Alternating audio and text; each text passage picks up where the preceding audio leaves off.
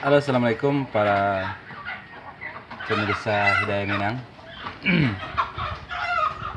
Seperti janji saya pada video sebelumnya, dimana dengan formula pakan yang baru, saya dapat menghasilkan telur ayam yang super, yang lebih besar. Ini ya, telur ayam yang kampung yang biasa, dan ini telur ayam yang super.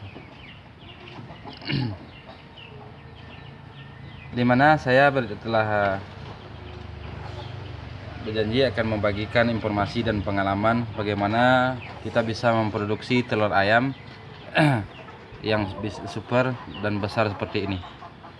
Tentu kita dapat dengan memilih indukan yang besar dan bagus. Adukan formula pakan yang saya berikan, yang pertama, kita seperti video sebelumnya, ada nasi bekas kita campurkan. Selanjutnya ada sayuran seperti yang kita telah bahan-bahan yang telah kita tampilkan pada video sebelumnya. Semua bahan kita campur. Kemudian bekatul atau dedak, semuanya satu mangkok. Kemudian saya memakai konsentrat 126. Kita cukup berikan kira-kira 1/3 mangkok.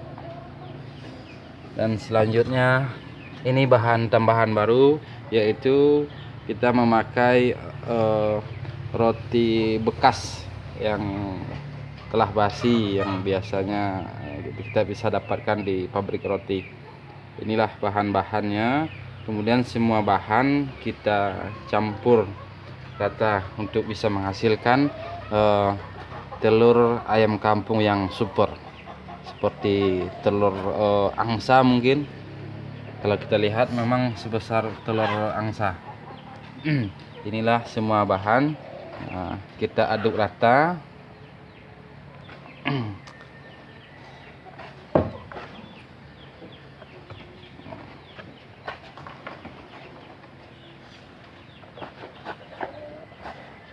Kita aduk.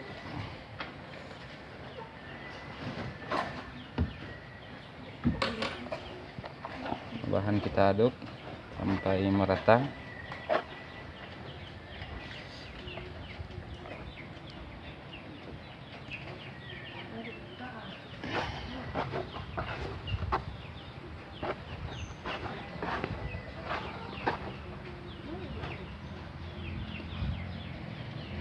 Setelah semua bahan teraduk rata, ini sudah bisa kita berikan kepada indukan ayam yang sudah siap untuk bertelur.